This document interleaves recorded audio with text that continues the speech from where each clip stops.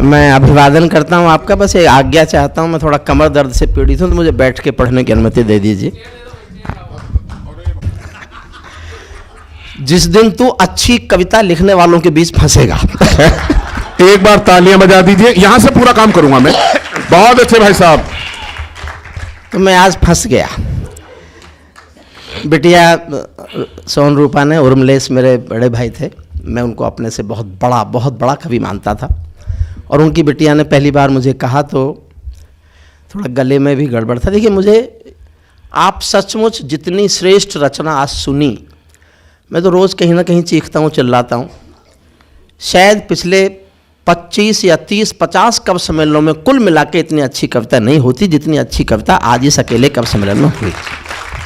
सभी ने बहुत अच्छा। बनस साहब को, मंगल नसीम साहब को। मंगल नसीम साहब, मैं अच्छी कविता नहीं लिख पाया, उसका दोष आपके सर है।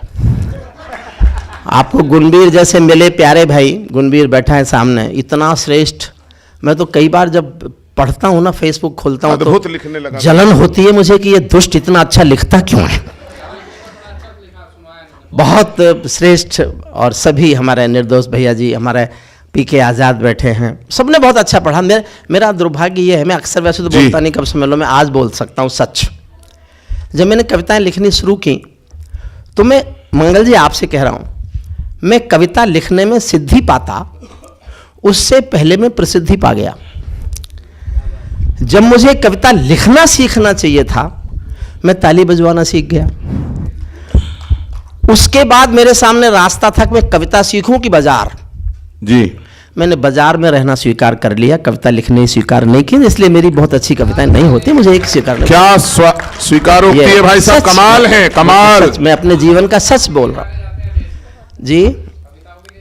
अब देश में जो कविताओं की प्रशंसा करते हैं ना, उनको सचमुच नहीं पता होता अच्छी कविता क्या होती है। अगर वो आज यहाँ होते तो उन्हें पता चलता कि अच्छी कविता क्या होती है। आज वो यहाँ होते। अब मैं भी ऐसा ही छोटी सी कविता सुनाता हूँ, मन से सुन लीजिए। आज दोनों गीत वो सुना दो भाई साहब। मैं गीत ही सुना, आप मुझे आज्ञा दें, मैं दो छोटे छोटे गीत सुना दूं। भाई ये सदन एक बार दोनों हाथ उठाकर तालियां दे दे एक बार। हरिओम पवार जी इस रूप में भी हमें मिलेंगे। गीत ही सुनाता। मैं ये भी कह सकता हूँ, दिनेश था तो मैं गीतकार ही, हाँ। पर गीतकारों को देश में पैसे नहीं मिलते थे। तो मैंने दूसरा रास्ता चुन लिया जी। हर मानव के सर गोवर्धन। कृष्ण जी ने एक पर्वत उठाया, उनको व्यास जी ने गिरधरधारी लिख दिया। जैसा एक पर्वत कृष्ण जी ने उठाया होगा ना, ऐसा पर्वत तो हर आम हिंदुस्तानी अपने सर पर रखे घूम रहा है। सर पे। बेटी आप बैठ जाओ, आप हुजूर भी यहीं बैठो, वापस आओ, वापस आओ साहब, आपसे कह रहा हूं। देखो मैं वो नहीं अगर मैं कवि सम्मेलन नहीं सुना रहा हूं तो इसके माने ये नहीं मैं कवि सम्मेलन सुनाना भूल गया हूं। मुझे मजबूर मत करो मैं कवि सम्मेलन सुना दूं जी। आपने अब तक कविता सुनी, मैं चाहता तो कवि सम्मेलन सुना सकता था, लेकिन मैं कविता ही सुनाना चाहता हूं। मन से सुनिए जी भाई साहब। जैसा पर्वत कृष्ण जी ने उठाया होगा, ऐसा पर्वत तो हर आम आदमी के सर पर रखा हुआ। वाह वाह वाह। किसी गरीब का अपनी बेटी की दहेज की चिंता का पहाड़ क्या उस पहाड़ से कम होगा जो कृष्ण जी ने उठाया था। गुणवीर भैया आपको समर्पित करता हूं छोटा सा। आदरणीय बैठ जाइए प्लीज, थोड़ी देर बैठ जाइए, वापस आओ, वापस आओ। ये पार्लियामेंट नहीं है जिसका मन करेगा उठ के चल देगा। लोकतंत्र खतरे में। क्या जरूरत है कविता सुनाने की? सुनना मन से। मैं दिनेश भैया ने कहा, मेरा निवेदन बहुत लाडला प्यारा गीतकार है दिनेश छोटा भाई। स्वागत है सर। गलती ये हुई कि इसकी शादी हो गई और मेरठ से हो गई। हर मानव के सर गोवर्धन, हाथों में अर्जुन के रथ हैं, आंखों में खारे सागर हैं, मन में कई महाभारत हैं, आंखों में खारे सागर। ताली बजाते रहना फिर तो मैं सुना दूंगा पूरा गीत। ये है भाई साहब। आंखों में खारे सागर हैं, मन में कई महाभारत हैं, इच्छाओं के कुरुक्षेत्र में हर एक भीष्म का प्रण घायल है, हर सीने में लाक्षाग्रह है, अधर अधर पर कोलाहल है, हर सीने में लाक्षाग्रह है। ये तालियां मेरी कविता पे बजा रहे हो कि सहानुभूति में? क्योंकि मुझे आदत है तालियां सुनने की। इच्छाओं के हुजूर बेटा वापस आओ, वापस वापस वापस। बैठ जाओ बैठ जाओ, यहीं बैठ जाओ, बैठ जाओ, वरना मणिपुर में मंत्री बनवा दूंगा ले जाके। जी भाई साहब, प्रोफेसर त्यागी जी यहाँ बैठे हैं दिल्ली यूनिवर्सिटी के।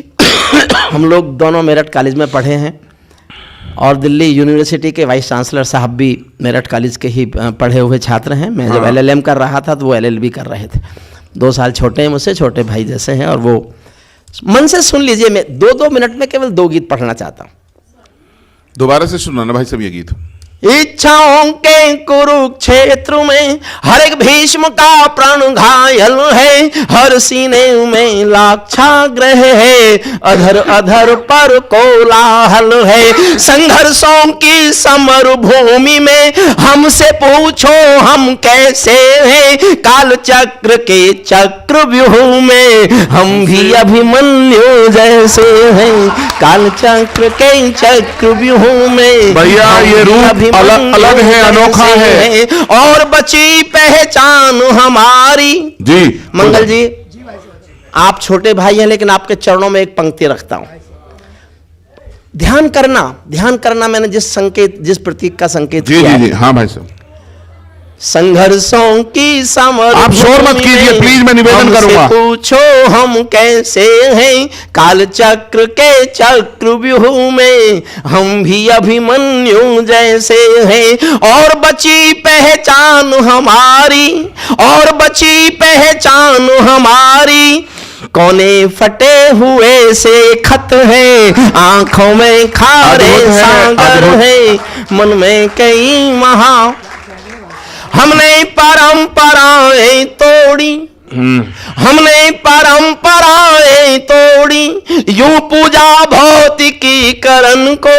और अगली पंक्ति सारे उन सुधी लोगों की दाद चाहती है जो कविता के सिद्ध लोग हैं।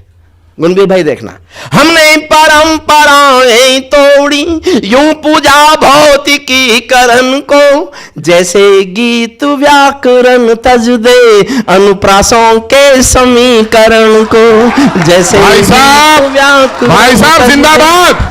जैसे गीत व्याकरण। ये हरिओम पवार किसी ने नहीं देखा आज तक। भाई एक बार भरपूर तालियां दीजिए, भले ही आप कम हैं। व्याकरण भैया कमाल है। अनुप्रासों के समीकरण को, और हमारी उम्मीदों की आकाशी गंगा आहत है, आंखों में खारे सागर है, मन में कई।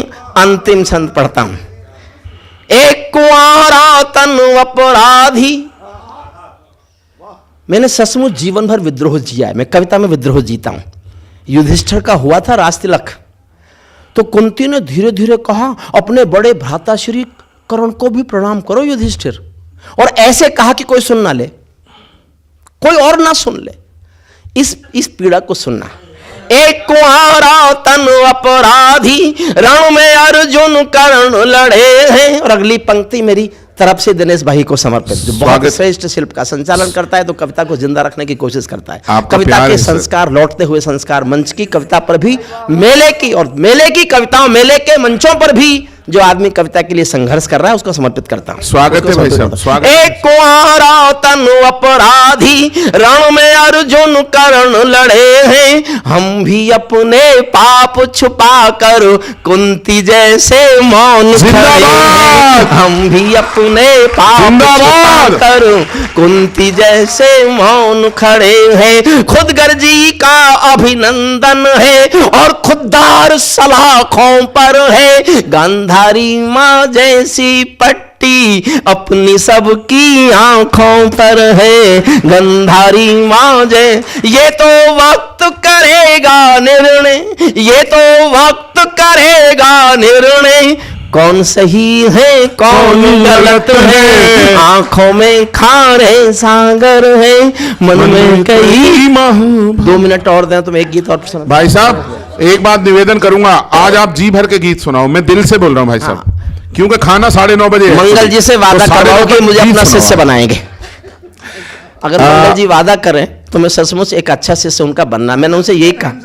क्यों? ये भी सौभाग्य की मैं बात है। आपको उतने गीत सुनाऊंगा ताकि आप कह दो हाँ मैं तुझे सिखा सकता हूं। एक छोटा सा गीत। हाँ भाई साहब स्वागत है। 3 शर्तें। मैंने कब लिखा मुझसे कोई नहीं पूछेगा, मैंने क्यों लिखा मुझसे कोई नहीं पूछेगा, मैंने किसके लिए लिखा मुझसे कोई नहीं पूछेगा। मुझे दिनेश मजबूर कर रहा है, मैं इसलिए सुना रहा हूं वरना मैं नहीं सुना। सर एक बात कहना चाहता हूं पीके, बस। जमाना पूछता है किसकी खातिर गीत लिखता हूं, भला कैसे बताऊं उसकी खातिर गीत लिखता हूं। मेरे गीतों की शोहरत दूर तक पहुंची तो क्या पहुंची, पता उसको नहीं मैं जिसकी खातिर गीत लिख। बहुत बढ़िया मुक्तकता, कम ताली बजाइए आपने। हाँ ये अच्छी बात है। सुनिए बस छोटा। हाँ भाई साहब 2 मिनट का। तुम रूठे युग बीत गए, तुम रूठे युग बीत गए, दर्द उदासी आज भी है।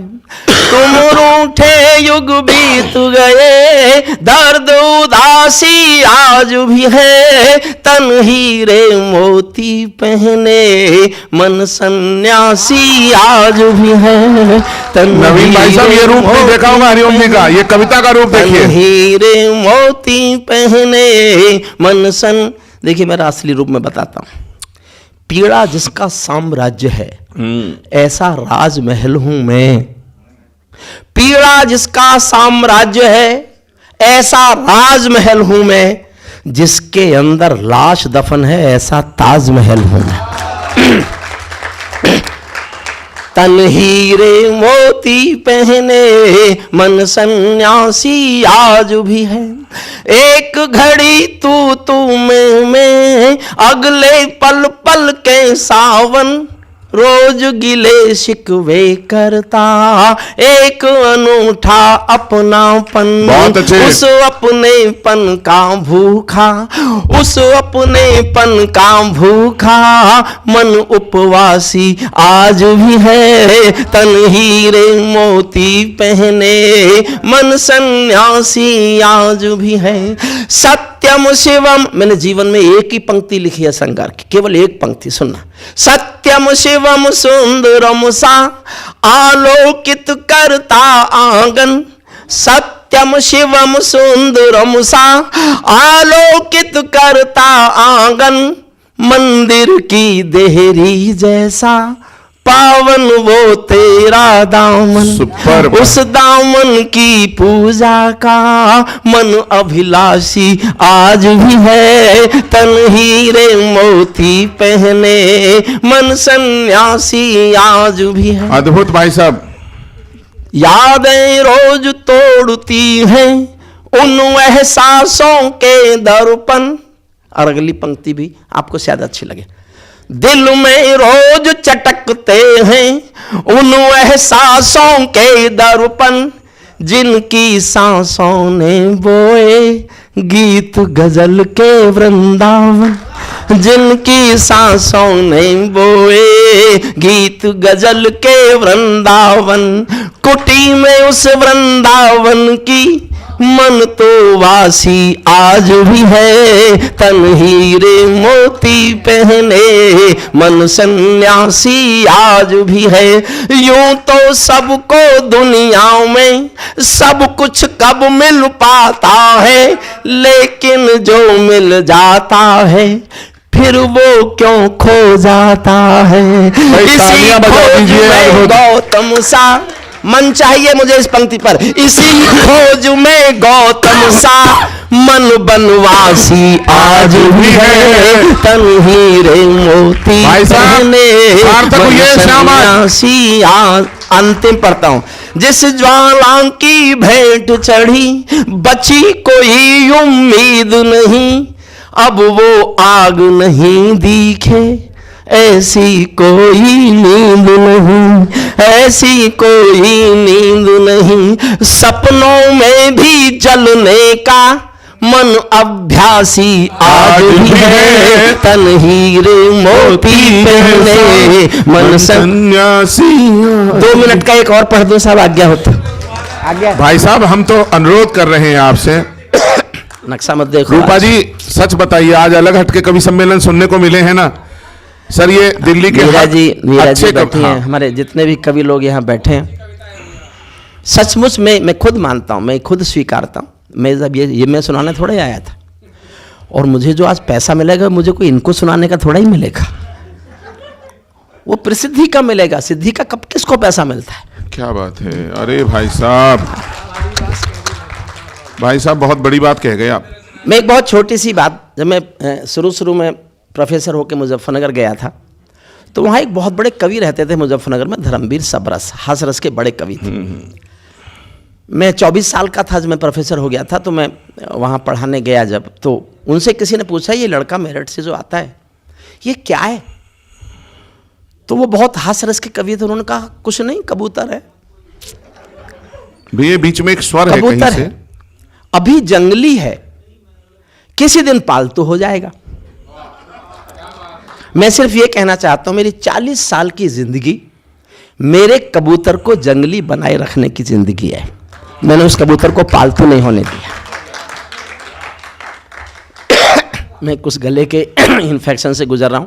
हाँ जी। क्योंकि उर्मिलेश जी की बिटिया का फोन था, वरना मैंने जी 9 तारीख के बाद पूरे 10 दिन मुझे डॉक्टर ने कहा था कि आप ना गाएंगे, ना बोलेंगे, ना प्रोग्राम पढ़ेंगे, और मैंने 10 दिन का एक भी प्रोग्राम हाँ नहीं किया, इसको छोड़कर। मैं बिटिया को मना नहीं कर पाया बस, क्योंकि पहली बार मुझे बिटिया ने फ़ोन किया था। तो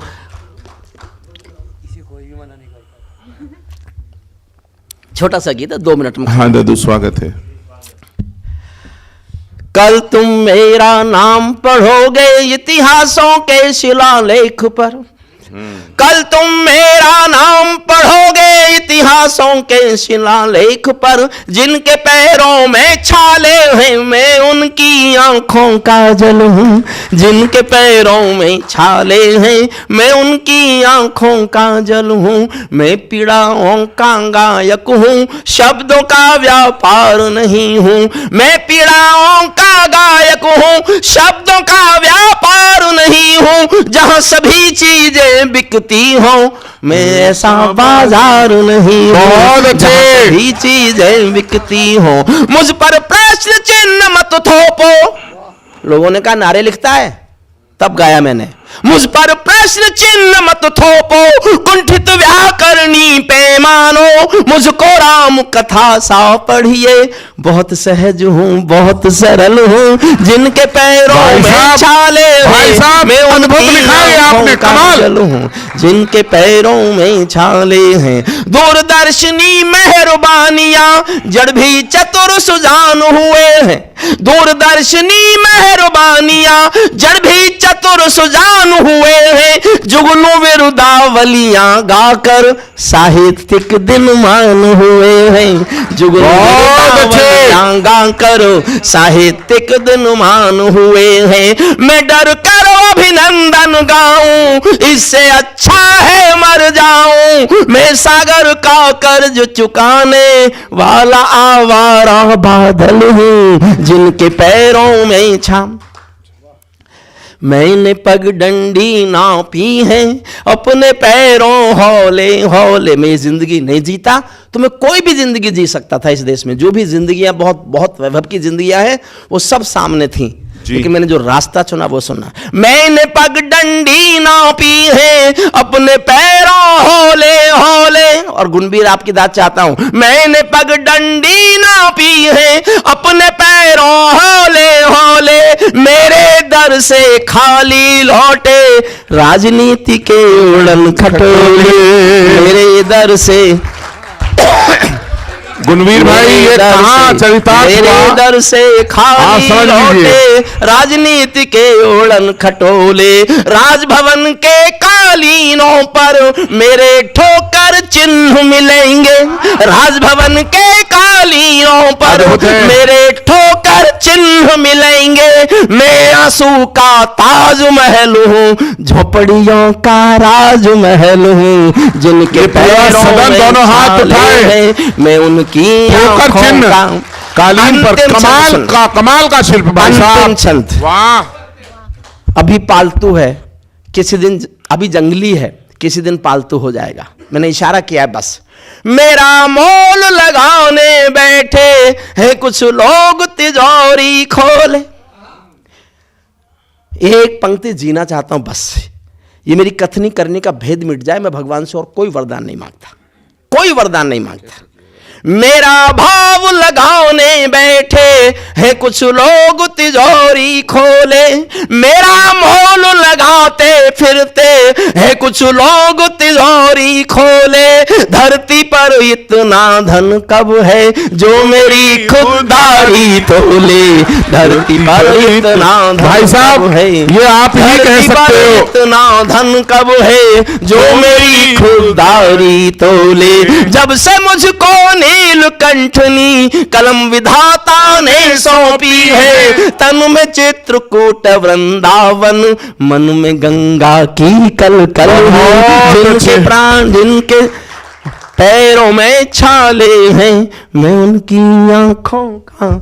भाई साहब मैं एक निवेदन करूंगा, समापन आज आप करें बोलकर। मैं निवेदन करूंगा हरिओम पवार जी से, आज के इस कवि सम्मेलन का समापन आप अपने अध्यक्षीय उद्बोधन से करें।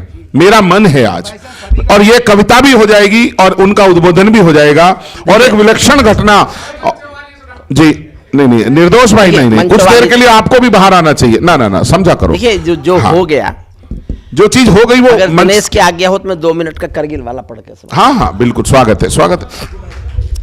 करगिल का एक गीत है, शहीदों को समर्पित है। जैसे वो दिनेश ने बहुत गीत है अपने, गीत ही है वो, छोटा सा है 2 मिनट का, सुन लीजिए उसको। मैं केशव का 5 जन्म भी गहन मौन में खोया। देखिए मैं गीतकार नहीं हूं, मैं खुद मानता हूं गीत मेरी विधा नहीं है, लेकिन कहीं ना कहीं भीतर कोई छोटा सा होता तो है पौधा, छोटा सा, कमाल है सर। कभी कभी उगने लगता है वो, तो मेरे पे कभी कभी उगा तो मैंने गीत लिख दी। मैं केशव का, थोड़ा इसका वॉल्यूम और बढ़ सकता है क्या? थोड़ा बढ़ा लीजिए, बढ़ता हो तो। मैं केशव का 5 जन्म भी गहन मौन में खोया हूँ, उन बेटों की याद कहानी लिखते लिखते रोया हूँ, उन बेटों की याद कहानी लिखते लिखते रोया हूँ, जिस माथे की कुमकुम बिंदी वापस लौट नहीं पाई, झुटकी चुमके झुटकी चुटकी झुमके पायल ले गई कुर्बानी की अमराई। कुछ बहनों के राखी जल गई है बर्फीली घाटी में, वेदी के गठबंधन मिल गए हैं करगिल की माटी में, पर्वत पर कितने सिंदूरी सपने दफन हुए होंगे, 20 बसंतों के मधुमासी जीवन हवन हुए होंगे, टूटी चूड़ी धुआ महावर रूठा कंगन हाथों का, कोई मोल नहीं दे सकता बसंती जज्बातों का, कोई मोल नहीं दे सकता बसंती, जिंदाबाद, कोई मोल नहीं दे सकता बसंती जज्बातों का, जो पहले पहले चुंबन के बाद लाम पर चला गया। एक पल का एहसास मेरे साथ जीना, जो पहले पहले चुंबन के बाद लाम पर चला गया, नई दुल्हन की से छोड़कर युद्ध काम पर चला गया, उनको भी मीठी नींदों की करवट याद रही होगी, खुशबू में डूबी यादों की सलवट याद रही होगी, खुशबू में डूबी यादों की सलवट। और ये मेरा सूक्ष्म अहंकार नहीं है, चाहे हमारे निर्दोष भैया बैठे हों, पी के आजाद बैठे हों, मीरा जी बैठी हों, गुणवीर भाई, मंगल जी, बनस साहब। मैं बनस साहब को बहुत बड़ा कवि मानता हूं, बहुत बड़ा, सचमुच में खुद उनका घोर प्रशंसक हूं। मैं अपने छोटे भाई दिनेश रघुवंशी का घोर प्रशंसक हो गया, लेकिन मैंने केवल एक पंक्ति अच्छी लिखी है। मैं जीवन में अपनी केवल एक पंक्ति को अच्छी बताता हूं। इसका अर्थ मंगल जी ये भी है कि मैं अभी भी एक पंक्ति का कवि हूं। मुझे अपना शिष्य बना लो और मैं 2 लाइन ऐसी और लिख लूं तो मैं भी कवि होने का भ्रम पाल सकता हूं, भ्रम पाल सकता।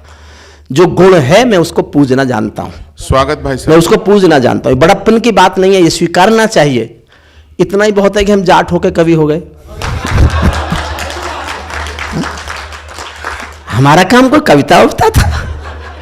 हमारा काम तो हरियाणा के आरक्षण के आंदोलन की तरह बस जलाना था।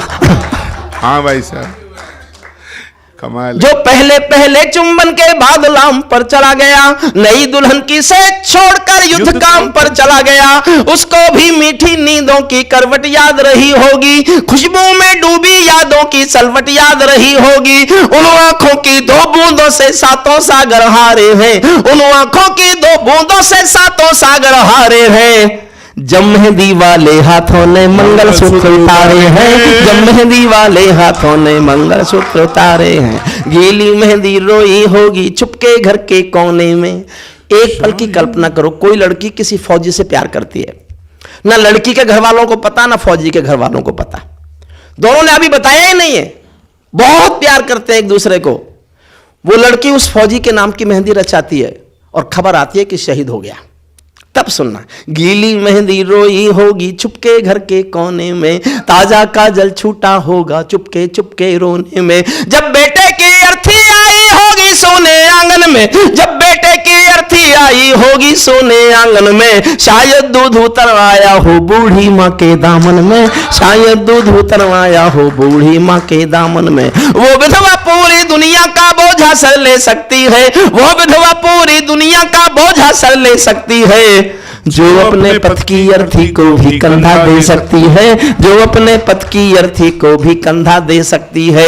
मैं ऐसी हर देवी के चरणों में शीश झुकाता हूँ, इसीलिए मैं कविता को हथियार बनाकर गाता हूँ, इसीलिए मैं कविता को हथियार बनाकर गाता हूँ। जिन बेटों ने पर्वत काटे हैं अपने नाखूनों से, अंतिम केवल 6 पंक्ति पढ़ता हूं सैनिक के शौर्य पर। सुने भैया, थोड़ा शोर कम कर। सिपाही और वर्दी के मान सम्मान में मेरी अंतिम 6 पंक्ति। प्रणाम। गणेश का संचालन, सोन रूपा बिटिया का ये समारोह, धन्वंतरी का ये उत्सव और भारतीय संस्कार संस्कृति को समर्पित ये काव्य संध्या। हम आभारी हैं धन्वंतरी के कि उन्होंने कम से कम अपना पहला कार्यक्रम एक हिंदुस्तान के साहित्य संस्कार को संभालने का किया और शुद्ध कविताओं का एक कार्यक्रम यहां पर हुआ। मैं जीवन में कभी नहीं भूलूंगा कि मैं किसी ऐसे प्रोग्राम में भी गया था जहां मुझे खुद ये लग रहा था कि मैं क्या पढ़ूंगा। सब बहुत अच्छा पढ़ रहे थे। सुनिएगा अंतिम पंक्ति। जिन बेटों ने पर्वत काटे हैं अपने नाखूनों से, जिन बेटों ने पर्वत काटे हैं अपने नाखूनों से, उनकी कोई मांग नहीं है दिल्ली के कानूनों से। जो सैनिक सीमा रेखा पर ध्रुव तारा बन जाता है, उस कुर्बानी के दीपक से सूरज भी शर्माता है। गर्म दहानों पर तोपों के जो सीने अड़ जाते हैं, उनकी गाथा लिखने को अंबर छोटे पड़ जाते हैं। उनके लिए हिमालय कंधा देने को झुक जाता है, कुछ पल को सागर की लहरों का गर्जन रुक जाता है। उस सैनिक के शव का दर्शन तीर्थ जैसा होता है, चित्र शहीदों का मंदिर की मूरत जैसा होता है, चित्र शहीदों का मंदिर की मूरत जैसा। सच्चा है अपना प्यार तो क्या इस जहां का डर, गुलबन के गुलिस्तां वफा में फिर खिलेंगे हम। अब बिछड़ रहे हैं कोई रंज मत करो, फिर बाहर आएंगे तो फिर मिलेंगे हम। बहुत बहुत आभार, सोन रूपा बिटिया का बहुत आभार, धन्वंतरी का बहुत आभार और दिनेश भाई ने संचालन से जिस तरह से आज के इस समारोह को साहित्यिक स्वरूप दिया, साहित्यिक मापदंड दिए, मैं उनका भी आभार व्यक्त करता हूं। सबका बहुत बहुत आप सभी को नमस्कार करता हूं। सुंदर कटारिया, गुड़गांव, हरियाणा से एक बार फिर आप लोगों को हंसाने का प्रयास करूंगा। और देखिए, हंसाने का प्रयास करने की हमें कोई ज़रूरत नहीं है। हमारे तो बच्चे से लेकर बूढ़े तक सारे के सारे हंसने की बात करते हैं। एक बूढ़ा बीड़ी पीने लग रहा था, ऐसे खींच का सुट्ट मारने लग रहा। एक छोरा आया समझदार सा, बोला दादा, बोले हाँ बेटा, बोले बीड़ी पीने से आदमी धीरे धीरे मरता है। बूढ़े ने एक और सुट्टा मारा खींच के, बोले मरने की जल्दी किसे है। तो हमारे यहाँ के बूढ़े, हमारे यहाँ के दादे और हमारे यहाँ की दादियाँ कमाल होती हैं। आप लोगों को 2-4 बातें मैं ज़रूर बताऊंगा। वो एक मुशायरा एक बार हमारे यहाँ हो गया, मुशायरे की बात चल रही थी, एक मुशायरा हमारे यहाँ हो गया। वहाँ पे एक गज़लकार आया, गज़लकार ने अपनी गज़ल शुरू करी।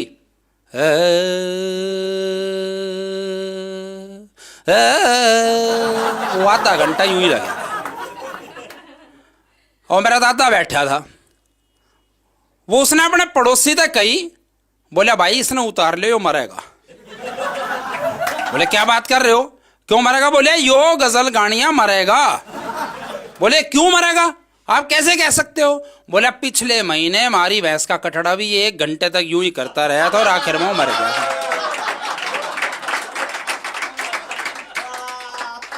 तो ये दादा दादी तो ऐसे कमाल की बात करते हैं। मैं सच बता रहा हूं, वो एक दादा मरण लग रहा था तो उसके पास आके लोग बैठ गए। बोले ताऊ ईब तू मरण वाला है, राम का नाम ले ले। बोले अरे ईब राम का नाम लेके क्या करूंगा, और 2-4 मिनट में आमने सामने ना हो। अच्छा 2-4 मिनट बाद वो बुढ़ा मर गया। लोग बाग चले गए थे तब तक। उसकी बुढ़िया बैठकर रोटी खाने लग रही।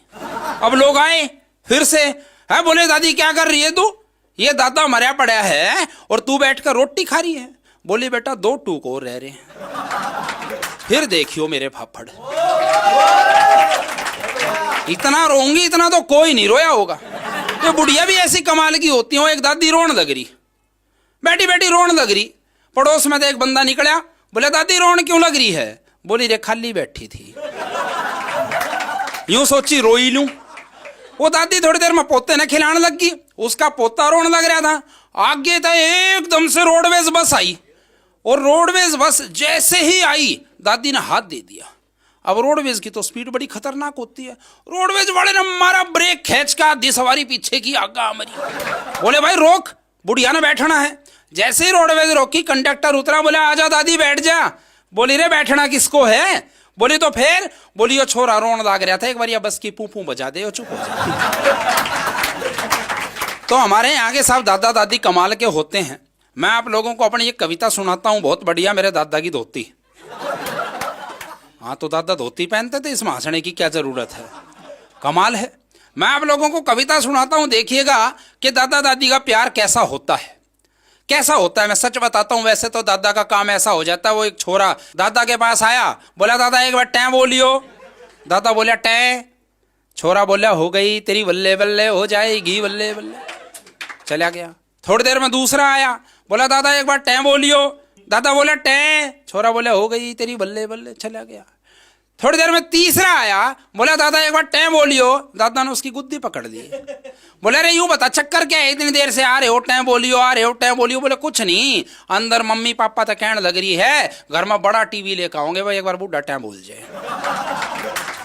तब मैं दादा दादी के प्यार की बात करता हूं। एक बार मेरे दादी ने मेरे दादा से कही तू मेरे लिए क्या कर सकता है। हरियाणा का बुढ़ा क्या करेगा सुनिएगा। कि किस्से का सिर फोड़ दूं मैं, चांद तारे तोड़ दूं मैं, धरती ने फाड़ रानी पानी काट ले आऊं मैं। एक बार बोल दे तू, मुंह जरा सा खोल दे तू, चांदी के लिए दांत सोने वाली जाड़ ले आऊं मैं। और खान के छुआरे ले आऊं, आलू के बुखारे ले आऊं, लक्ष्मी की बेरी ते भी बेर झाड़ ले आऊं मैं। और काया का मैं दारा सिंह, बन के मैं तारा सिंह, पाकिस्तान जाके हैंडपंप फाड़ ले आऊं मैं। ये बात दादा ने कही। दादी बोली तसले तू 4 गेर, गोबर के यार गेर, और भैंस को नहला के जोड़ जावे ना तू एक बार। और ओढ़ के दुपट्टा मेरा, सीमेंट का कट्टा मेरा, मारे घर में ही गेर आवे न तू एक बार। और इतना उफण रहा, अरे दारा सिंह बन रहा, भीम की बहू ने छेड़ आवे न तू एक बार।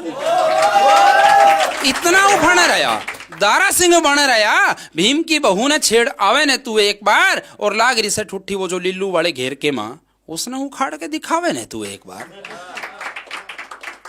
बहुत बहुत धन्यवाद।